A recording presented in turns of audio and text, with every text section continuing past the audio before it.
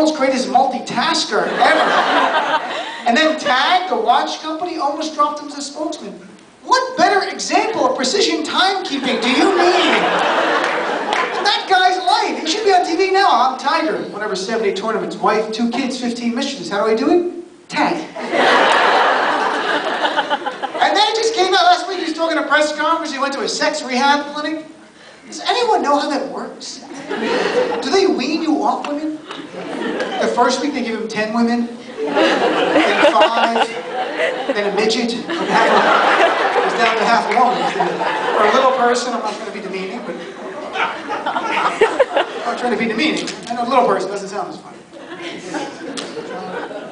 So what else go? England? Anybody from England? English people? Oh yeah. You been there, or are you actually English? Are you English, or? You been there? Yeah. Okay, great. I was there. Interesting, different thing. I'm always, traveling around the world makes you look at things differently. Like I was like little things you notice, like cell phone, they call mobile. Cigarette, they call a fag. Which I knew, but I'll be honest, it was weird to hear in sentence form. My friend goes, I'm going to go outside and grab me a fag. He goes, no, it's fag time. I'm like, what are you talking about? He goes, no, nothing more relaxed than putting a nice fag in your mouth. I'm like, oh, this sounds dirty to me. I'm not homophobic, but I'm like, this sounds really, I shouldn't be listening to. I'm a liberal New York guy. New York's a great... Anybody from New York City at all? Woo, a few? I like New York. I'm sure most of you have been up there. Have you guys been there? Where are you guys from? Jersey guys, or Jersey? Jersey Shore? Jersey Shore, I recognize you. It's Muhammad the situation. Where are you from in Jersey Shore? Where are you from? Oh, I've heard of it. Are you guys Arab or you? Egyptian? Both? 100%? I'm mixed. I'll tell you, my father explained, he said, anybody asks, what you tell them? He says, you tell them, Abui Filistini, Imi Mejnuni. My father's Palestinian, my mother's Italian. And Italian, Jersey Shore, I watch those guys. I'm torn on that. I mean, on some part it's appealing, I must be on some part. Anybody else Italian here tonight? Any Italians? A couple? 2? 2? Are you 100%?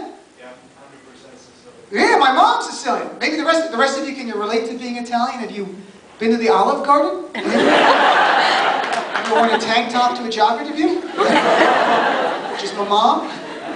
My mom is 100%, as your parents, competitive. My mom is so competitive. Before my parents are not together now, so my mom's dating. And before I had a girlfriend, she would taunt me. She'd be like, Dean, how many dates did you have last weekend?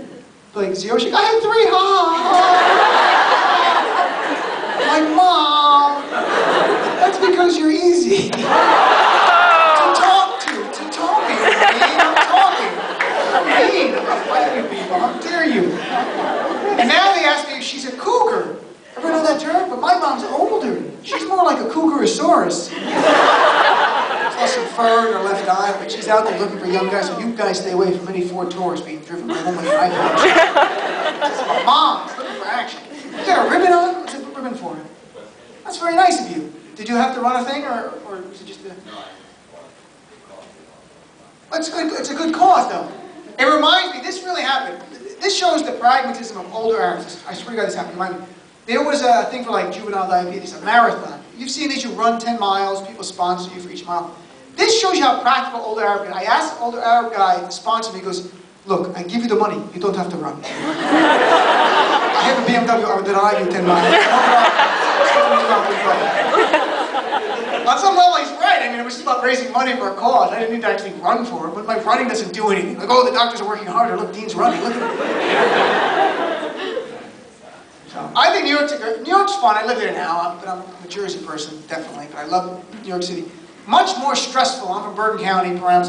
A lot less stressful there. This really happened in New York. This sums up the stress. I'm on the bus. If you've been to the city, you probably know we use a thing called a Metro card. It looks like a credit card. For the bus, you simply put it in the machine. That's it. I'm on the bus. A guy in a suit and tie boards has a Metro card. Behind him, and there's a homeless guy. It's really happening. The guy in the suit and tie puts the card in the machine the wrong way 4 times in a row. At this moment, the homeless guy screams out in disgust, "Come on, I got things to do." This is where I live. The homeless have things to get done in a day. He's like, look, buddy, at 2 o'clock I gotta pee on things, okay? 5 o'clock we got shopping cart races. 6 o'clock I play poker with a leprechaun and Sarah Palin. So I got a full day. Sarah Palin, how about that, Lee, huh? Every time she talks, she makes me appreciate the intellect of Paris Hilton. He soon doesn't like Obama. I like President Obama. He's not perfect, but I love. How many of you guys? Some people still like Obama. I hope some people. I like. You know, as a comedian, Bush was much better.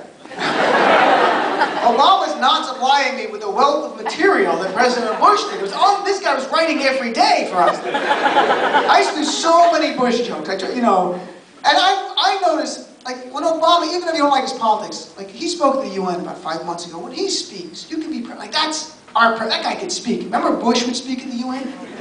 Just hold our breath like, oh, don't embarrass us. Please don't embarrass us. Please don't mispronounce the country Niger. Please don't do that.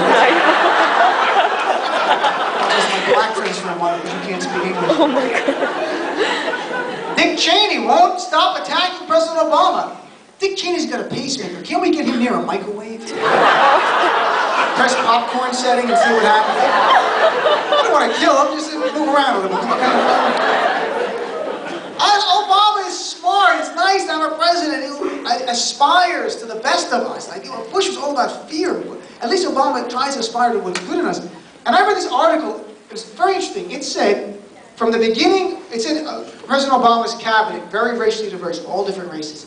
But it said from the beginning of American history, for almost 200 years, in 1966, every single cabinet position, everyone, all white people, everyone.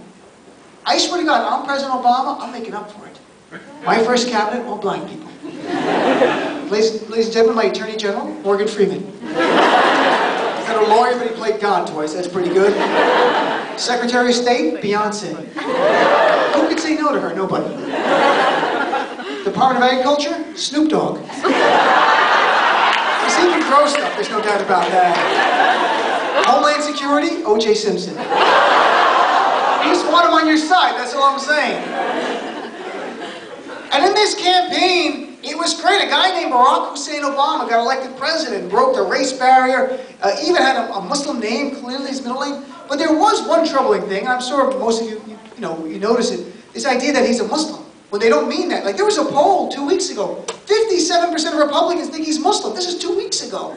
Not because they love Muslims, I can assure you. They hate him so much they can't believe he could be one of them. He's got to be a Muslim. I'm worried that one day Muslim will become this negative, inherently negative thing like the N-word. And non-Muslim won't be able to call us Muslims. You have to call us like a politically correct term, like pork-free Americans. And only Muslims will be able to call each other Muslim. Walk up to each other like, what up, my Muslim? Where my Muslims at? Oh, Muslim, please. That's the fear. That's pejorative. It's inherently bad. I don't know, it scares me. Even literally 2 weeks ago, this poll, and 24% of the Republicans think Obama's the Antichrist. They really think this. I don't know what to say. It's just... But this, even though you don't like President Obama's politics, he did two things I like a lot. One is, he talked about race in an honest way. It's hard. Like tonight, a lot of people of color are here. It's easier to talk about race.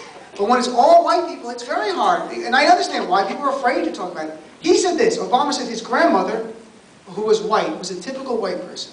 If she was alone on the street at night and saw a couple of black men walking towards her, she would get nervous. And there were white people actually on TV outraged, like, what? White people never feel like that. Come on, white people. Look, if you hate all blacks, all Jews, all Arabs, all Hispanics, you're a racist. But if you're afraid of certain people in certain situations, you're just a white person. You're conditioned. You're not inherently bad. If you're aware, if you're alone on the street tonight and 5 black guys walk towards you dressed in a suit and tie, you're not afraid. 5 black guys walk to you dressed like the Wu-Tang Clan. You get nervous. We're all conditioned. You've seen an old Asian woman driving a car. You've seen an old Asian woman walking. You don't care. You see an old Asian woman driving the car next to you, you might get nervous. And let's be honest, you see 4 Arab guys at a deli, nobody cares. You see 4 Arab guys about to board your flight speaking Arabic to each other. You then run up to the black guy, you used to be afraid of protection. Say, shizzle my nizzle might be a terrorism.